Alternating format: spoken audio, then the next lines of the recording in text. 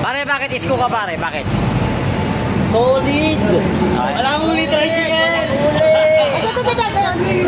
Okay, 1, 2, 3. You should just let me freak you. I say you.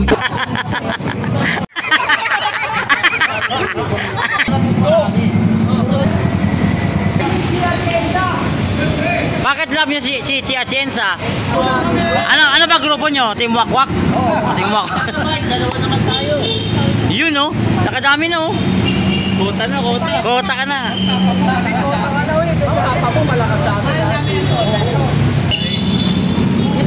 Boys, ibang grupo din kami. Ikaw na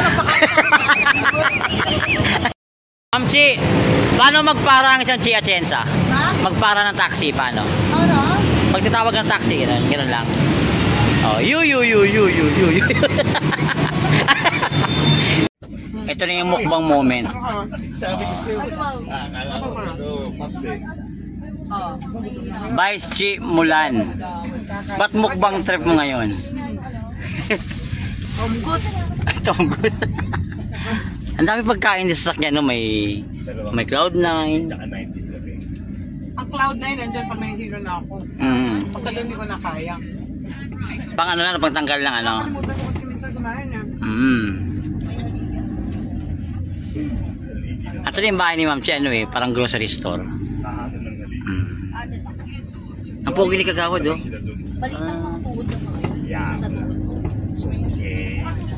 Ma'am Chi, ano masabi mo sa kasalang pang barangayan? Na-realize ko, ang ganda talaga ng pagmamahal. Kasi alam mo, makikita mo doon, na-legalize ng iba ngayon, pero yung nagsama na ng mga 30-40 years. Yes, oh. Parang gusto lang ginagawin legal na yun. Pero sabi nga namin, pag talaga nagmamahalan ng couple, talagang maglalast. Oo nga, no. Pero ang natuwa ako, na nagsalita ako, na-realize ko, ako lang pala ang babae sa grupo. So, lahat sila ninong, ako lang ang kaya naisip ko, kantahan na lang sila. Oo nga, oh. Nabidyohan ko actually yun, oh. Nakilig sila. Pero, gaya nga ng iba, ako rin naman almost 20 years ng kasal. Kaya nakaka-relate ako sa kanila. Ang hindi lang ako makarelate yung mga naghalikan ng 10 minutes. Oo, grabe. Kasi Ma'am Chi ang sabi kanina, 'di ba, halikan lang. Pero ba't may gigil sila? Ba't gano'n? Kasama lang lady. Oo. May partner si Jay. Ay! Oo. Ay! Issue to? Issue. Ay. Guwapo. Hello?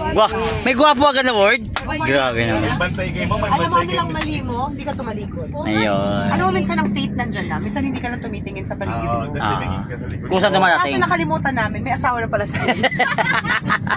Huwag ka na tumitingin, huwag ka na vice. Nakaganyan lang Kita mo gaano ka loyal sa'yo asawa. Pag mapanood mo man. Kaya lagi ko iniinom Ma'am Royal eh. No, Royal, hindi kayo iwan. Ito naman maka-eme, oh. Asawa na yan, oy. Ako na kasi sa likod mo. Meron din siya. Gumanti kayo mamaya. May close in din siya. Ma'am, kanina, durog yung kanina sa van. Tulog ako eh. Kain na. Ano masabi mo sa kanila? Di ba sweet ka rin lagi? Nakita ko sa post mo eh. Ano masabi mo doon? Charot. Fitness niya kaya nga tahimik yan. Ganun pala yun. Oh, I see. Oh, Eunice hindi ka invited Hindi na tayo invited. Akala ko ma'am kasama kami sa ano? Sa cash. Kasi may cash di ba binigay? Ay, yung cash na yun, para sa pag-umpisa ng buhay magkasama. Meron ka bang kasamang mag-umpisa? Pwede. Papauwi ko na pagkatapos. Anyway, ayan po. Mga kaibigan, pag si Ma'am Chi gutom na gutom, ganyan lang. Ganyan lang siya. Chill na ganyan. Nakikita mo dahil Cloud9 dito sa Ito may Cloud9 po dito, Ma'am. Kinuha ko na rin. Kinuwanan ko na isa, Ma'am. Thank you, Ma'am. Alam mo, sa pag kumain kayo, dahil pag nahihilo na ako, talaga yun ang kinakain ko mabilis. So talagang dumarating yung point, Ma'am, na Ma'am Chi, na nakakalimutan mo kumain. Oo. Kasi minsan hindi ko na rin alam yung oras eh. Kagaya nga, hindi ko na naman yung oras. Pero na-realize ko sa stage, gutom na. Well, in the near future, magiging vice mayor ka ng lungsod ng Maynila. Lalo makakalimutan mo yung pagkain. Ay! Pag nagugutom ka naman, natural natural na hahanapin mo pagkain, so kakain ka. Ganun din si Yorme, pag gutom na, doon lang kumakain. Kaya ang alam ng mga staff ko, pagkasama ako may baon sila. Kasi pag gutom na sila, kakain sila. Or pag gutom na sila, sasabihin nila kakain na. So doon ko ma-realize, ay lunch na pala. Thank you sa staff, no? Thank you. Thank you, staff. Gutom na kayo? Nakafocus kasi tayo sa nakakalimutan natin. Hindi maganda yun.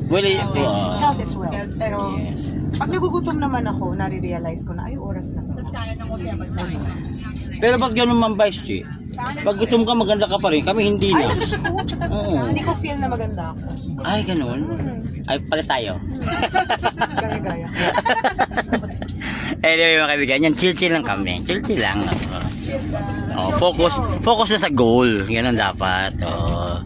Kiber ang marites. Imagine mo, pupunta ka sa sunog, kasi isipin mo ka dahil gutom ka, eh, mga kasama mo doon, gutom, mas gutom sa'yo. Correct. Siyempre, ang focus mo matapos mo nang ibigay yung mga pamamahal. Anyway, Ma'am Vice, kahapon, ano po yung naramdaman nyo na may ganung reaksyon yung mga tao? Kay Yorme, na nakita niya kami. Which is kasama ka? Oo, nung kami yung grupo ng Action Democratic. Alam mo, natuwa ako. Natuwa ako kasi parang nabuhayan sila ng loob. Titingnan ko nga yung mga mukha nila. Alam ko na nasa lanta sila kasi umulan din. At the same time, yun nga, nagkaroon ng sunog na wala lahat ng gamit nila. Pero nung nakita kami, parang nabuhay sila. So sabi ko talaga, minsan ang mga tao kailangan lang mabuhay muli ang pag-asa. And at the same time, yung tulong na binigay naman ni Yorme, kasama ng mga Action Democratico, talaga namang makakatulong naman na makapag-umpisa sila ng konti sa buhay. Pero, ito ang sasabihin ko sa inyo na hindi nyo alam. Tuwa ko kay Yorme kasi nung nagbibigay kami ng tulong, bawat abot, so lahat ng mga tao humihingi ng, parang nagsasabi ng thank you sa kanya. Maraming salamat. Ang laging ang sagot, sa Diyos kayo magpasalamat. Yes. Natuwa ako. All the time, yes. Natuwa ako. No-realize ko talaga. Ang Diyos ang kasama. Instrumento lang talaga. Instrumento lang talaga. So ayan, mga kaibigan, I told you, sabi ko sa inyo si Yorme iba, si Vice iba din, alam niyo naman. Pag tumulong sa tao, walang keme-keme yan. Yan na yung parking niya. So alright, dito kami sa next event. Okay, pwede dito. Nakikimartis kami rito. Nakikibalitos lahat. Dahil ako hindi ko alam ano gagawin ko. Pero always ready ka, no? Ang galing mo. Ang bilis mo makaka-catch up. Ano ng parking? Hindi naman. Siguro kasi pagpunta mo sa isang event, titingnan mo sino sila. Paano ako makakatulong? Yes. Instant. Ay, that's good. Parang yun ang orientation ko rin, bata pa lang ako. Bata pa lang ako. Yan, 10 years old, 11 years old. Pag may malaking event, papakulan ako ng daddy ko. Punta ako sa iba't ibang mga mesa ng mga matatandang mga hindi naman matanda. Kasi bata ako, 10 ako. Yes, Siyempre tingin ko sa kanila mga matanda. Kakausapin ko, alam ko ano problema nila. Tapos alam mo yung fairness sa daddy ko, as young as 10 years old, pag may nakita akong dad, pwedeng ito yung solusyon, nakikinig siya. Ganun ang daddy ko. Very open. Even though bata ka pa, that time, di ba? Nyari, tatanungin ko, kung may lumapit sa akin, may problema. Tapos nalaman ko, pwedeng tulungan ng ganito. Pag sinabi ko, dad, pwede natin tulungan ganito. Susundin niya. Which I think I appreciate also kay Yorme. Kasi si Yorme is very open. Tatanong siya, may suggestions ka. Or pag out of nowhere, may naisip akong, pwedeng mas maganda ganito gawin. Na-absorb niya. Very open siya. And I remember nung bata kami, kaibigan ko kasi si Yorme, lagi niyang mantra nun, okay lang magtanong pag hindi mo alam. Kasi pag hindi mo alam, dun ka matututo. And nakikita ko yung openness niya to learn is there even if ang dami niyang na-achieve sa buhay. Kaya, tingin ko yun ang sikreto rin para maging magaling sa kung saan ka magtanong ka at maging bukas ka sa mga opportunities na mag-gain ng insight. Yes. Si Yorme kasi tatay talaga ugali na yun. Gagawin niya lahat. Kahapon naglalakad kami dun sa isang area. Sabi niya, gadi mo yun. Dahil ang hindi nila alam, 40 years old na po ako. Akala pong bata. oo nga eh. Wala kang makapagsasabi, ma'am. Siyempre galit na galit si Yorme, nalaman niya yun. Ako, tatay mo? Hindi 42 na po ako. Ay, 43 na nakalimutan ko. Pero pag kami magkatabi ni Yorme, ma'am, sabi na, ikaw yung tatay ni Yorme. Sabi nila So ayan, marami tatay sa wisdom siguro. Kasi yes. marami siyang alam sa akin na natututo ako. Lagi niya akong ginaguide. Mentor yan si Yorme. Talagang lumakita si Yorme, talagang pag sinabi ni Yorme, talagang nagagawa ng solusyon eh. So kaya laging nasasabi, always bilis kilos.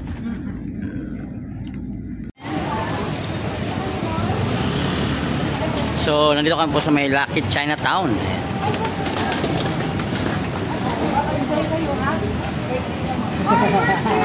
Happy birthday to you.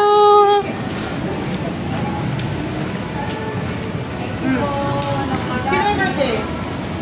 Happy birthday. Thank you po. Hala, naalala ko, birthday ko rin pala ngayon. Thank you po. Birthday ko pala ngayon. Talaga? Oo. Number 2. May pruweba agad. Ang hirap naman nun. Hi po. Ang ganda ni ate oh. Chinese.